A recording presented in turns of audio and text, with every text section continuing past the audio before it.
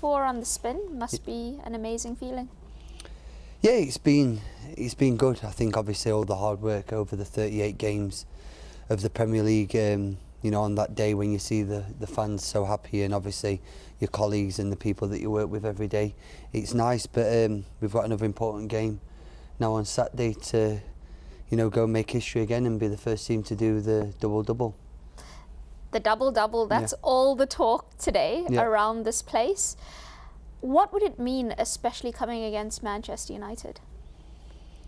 No, I think whoever it was against, it would be fantastic because we make history. But obviously, to get the bragging rights over your local neighbours would make it that extra special. I've got to say. You've spoken about the difficulties, the tough work that's gone into the season and into the 4 titles on the spin. Do you feel there's a sense that people perhaps don't give Manchester City the full credit because they just assume you're going to win anyway because of the high standards you set? I think that's it now. I think we've been very fortunate at this football club over the last number of years, especially since I've been here, to, you know, win 6 Premier Leagues in 7 years.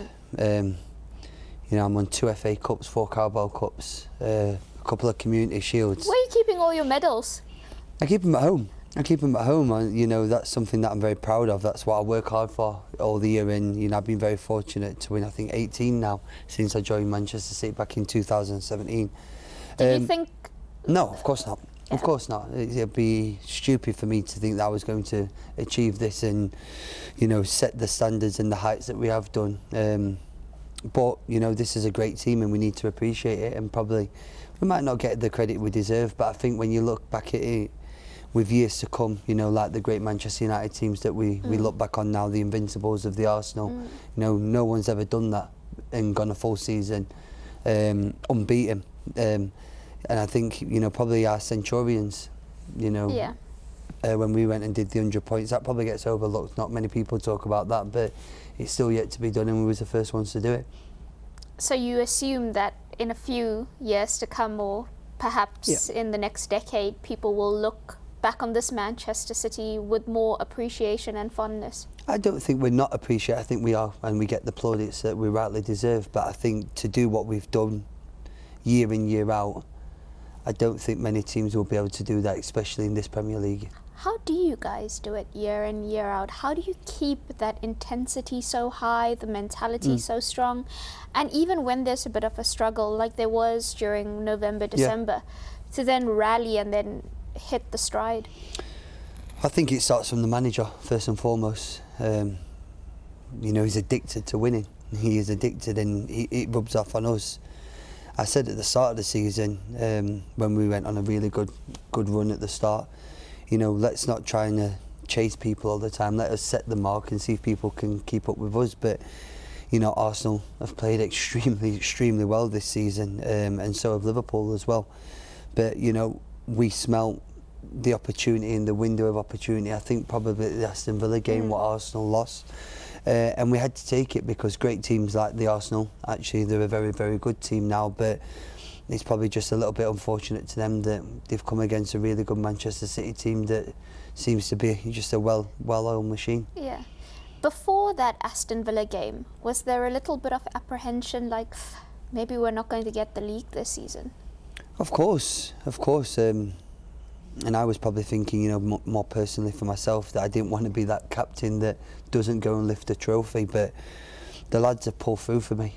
And I have to thank each and every one of them that has put the effort they have done in all season. You know, they've been a joy to work with, a joy to, you know, lead out every game. And, you know, I'm asking them now for one more push, which is the FA Cup, and then we can go to the national teams where we're going to the Euros or the Copa America, and some of them will be able to enjoy a break, but others have got to work again still. Yeah.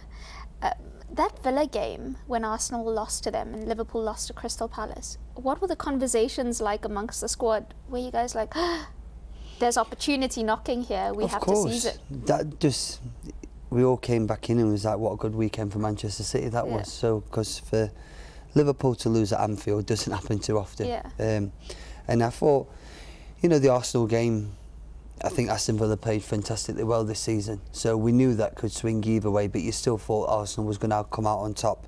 But Aston Villa, you know, did us a favour. So we was all telling Jack to message his friends and say thank you for that one. Did he message his friends? I think he messaged John McGinn to say thank you.